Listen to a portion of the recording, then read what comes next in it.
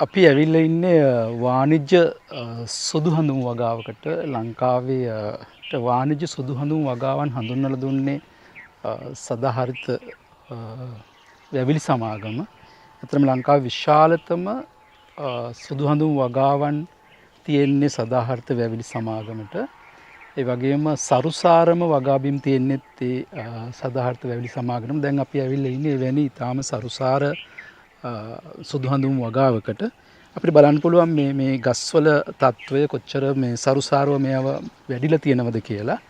සාමාන්‍යයෙන් සුදු හඳුන් ගස් ඊටාම සෙමින් වැඩෙන ගස් වර්ගයක්. නමුත් අපිට පේනවා මේ ගස් දිහා බැලුවට පස්සේ ඊටාම හොඳ වගා තත්ත්වය යටතේ ඊටාම හොඳ කළමනාකරණයක් යටතේ වගා කරලා තියෙනවා කියලා මේ ගහින්ම බලා ගන්න පුළුවන් මේ විශාල ගහක්. සුදු හඳුන් සම්බන්ධයෙන් විශාල කතා ප්‍රමාණයක් තියෙන වාණිජ්‍ය වටිනාකම වගාව ලෝකයේ තියෙන ඉල්ලුම භාවිතා කරන්නේ කුමන භාවිතයන්ද මේකේ තියෙන්නේ කියලා විශාල වශයෙන් කතා කරන්න පුළුවන්.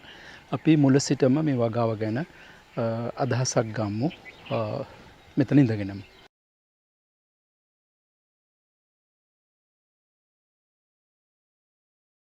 අපි මේ දකින්නේ වයස අවුරුදු 10ක් පමණ වන සුදු හඳුන් ගහක්.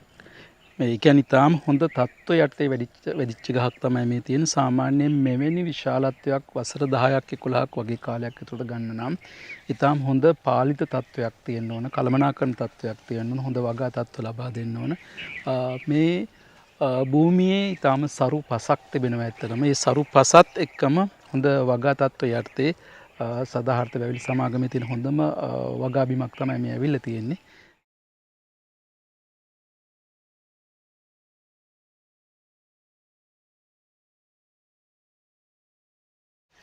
සඳුන් කියලා මේකේ සම්භවය සැලකුවට පස්සේ ඇත්තටම මේක නිවර්තන කලාපීය ශාකයක්. ඉන්දීය උපමහද්වීපයේ ආශ්‍රිතව තමයි මෙහි සම්භවය වාර්තා වෙන්නේ.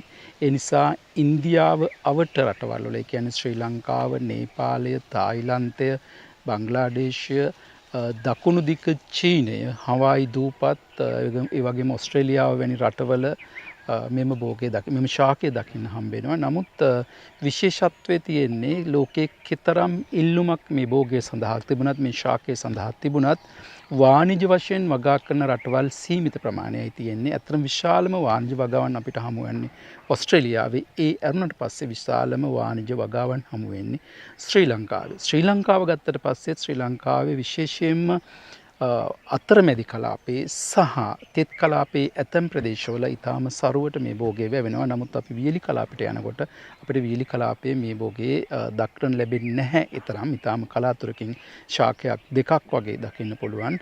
දැන් සදාහරිත වැවිලි සමාගමේ යටතේ තියෙන වගාවන් සැලකුවට පස්සේ ලංකාවේ දිස්ත්‍රික්ක 5ක, ඒ කියන්නේ ඔබ දැන් ඇවිල්ලා ඉන්න හම්බන්තොට දිස්ත්‍රික්කය, මොනරාගල දිස්ත්‍රික්කය, රත්නපුර දිස්ත්‍රික්කය, කුරුණෑගල දිස්ත්‍රික්කය සහ මාතලේ දිස්ත්‍රික්කය යන දිස්ත්‍රික්වල අක්කර 700කට වැඩි ප්‍රමාණයක් ඉතා සරු වගාබිම් විදියට සදාහරිත වැවිලි සමාගම පවත්වාගෙන යනවා. මෙහි ඉතිහාසයේ වැදගත් වෙන්නේ, මම ඉතිහාසයත් මේ හා සම්බන්ධවම ගන්නම්.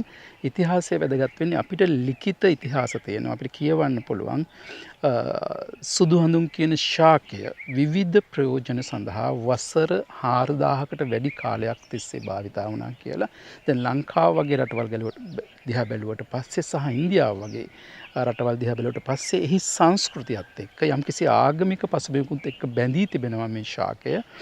ලංකාවේ අපිට දකින්න පුළුවන් ඉතා හොඳ එකක් තමයි මේකට ඉතිහාසය ගත්තට පස්සේ අපේ ගද්‍ය, පුරාතන ගද්‍ය සාහිත්‍යයේ එන විශිෂ්ට කෘතියක් විදිහට අපි සලකන ජාතක කතාවල උම්මංග ජාතකය කියලා කියන්නේ එහි තියෙන දිගුම කතාවස්තුව. එහි අපි දකිනවා මියුළු නුවර වේදේහ රජතුමා ඉන්න කාලේ ඒ මියුරු නුවරට ඇතුළු වන ප්‍රධාන දොරටුව අවට දිසා 4ට තියෙන උපනගර 4ක්. එයින් නැගෙනහිර දිසට තියෙන යවමැදුම් ගම්මානය කියන ගම්මානය කියන්නේ උපනගරය. මේ උපනගරයේ සිටානෝ කෙනෙක් ඉන්නවා, සිරිවර්ධන කියලා. ඒ සිටානන් සහ එම දේවිය සුමනා දේවියට පුත්‍රවණක් බිහි වෙනවා. ඒ පුත්‍රවණ බිහි වෙන අවස්ථාවේ ඊටාම පින්වත් පුත්‍රවණක් නිසා ඒ කතාවට අනුව උම්මංග ජාතකයට අනුව සක්දෙවිඳුන් කිසිවෙකුට නොපෙනෙන වේශයක් මවාගෙන ඇවිල්ලා මේ දරුවගේ අතට දෙනවා යම්කිසි ඖෂධ කැබැල්ලක්. පසු කාලීනව තේරුම් ගන්නවා මේ ඖෂධ කැබැල්ලට පුළුවන් සියලු රෝග සුව කිරීමේ හැකියාව තියෙනවා කියලා. එය සනාථ කිරීමට ඒ මොහොතේම ඒ දරුවගේ ඒ අලුත උපන් දරුවගේ පියාණන් ඒ කියන්නේ සිටුතුමාට තිබෙනවා ඇත්තම රෝගයක් වසර 7ක් තිස්සේ නොකඩවා තිබෙන හිස රදයක්. ඒ මොහොතේ කරන්නේ මේ ඖෂධ කැබැල්ල ගලක උරච්චි කරලා ගන්න ආලේපය නළලේ ආලේප කරනම ක්ෂණිකව ඒ හිස රදේ නැති වී යනවා කියලා කියනවා ඒ ජාතක කතා වස්තුවට අනුව. ඒ නිසා ඒ එතන මේ භාවිතා කරන වදන් පවා ඊටාම මේ ලස්සනයි. මොකද කියන්නේ නෙළුම් කොළයක නොඇලී ගලා යන දියදහරක් වැනි වේගයෙන් ඊටාම වේගයෙන් මේ රෝගය සුව වුණා කියලා. මේ කතාව ඇහුවට පස්සේ මේ සිටුතුමාගේ ගෙදරට නොකඩවා රෝගීන් පැමිණ විශේෂයෙන්ම කැස්ස ඇදුම වැඩි රෝගවලට. ඒ නිසා හඳුනා ගන්නවා මේක මහා ඖෂධයක් කියලා. මේ මහා ඖෂධය නිසාම මේ දරුවට නම තිබෙනවා. අලුත උපන් දරුවට දවස් 7කට පස්සේ නම තියෙනවා. අර ඖෂධය නම භාවිතා කළම මහෞෂධ කියලා. කියන්නේ මහෞෂධ කියන නම එන්නේ මේ ඖෂධය. ඒ කියන්නේ මේ ඒ ඖෂධය ඇත්තටම සුදු හඳුන්. ඒ වගේ ලංකාව ගත්තට පස්සෙත් ලංකාවෙත් ඉතිහාසය ගත්තට පස්සේ පැරණි රජදරුවන්ගේ ඊට පස්සේ රජ කුමරියන්ගේ බිසවන්ගේ රූපලාවන්‍යයට සහ බොහෝ අවස්ථාවල සුවඳ විලවුන් කර්මාන්තයේදී ඒ වගේම ඖෂධ කර්මාන්තයේදී ඒ වගේම රූපලාවන්‍ය කර්මාන්තයේදී අතීතයේ සිට ඉතා බහුලව ලෙස භාවිතා කරපු ශාකයක් විදියට සුදු හඳුන් අපිට හඳුනා ගන්න පුළුවන්.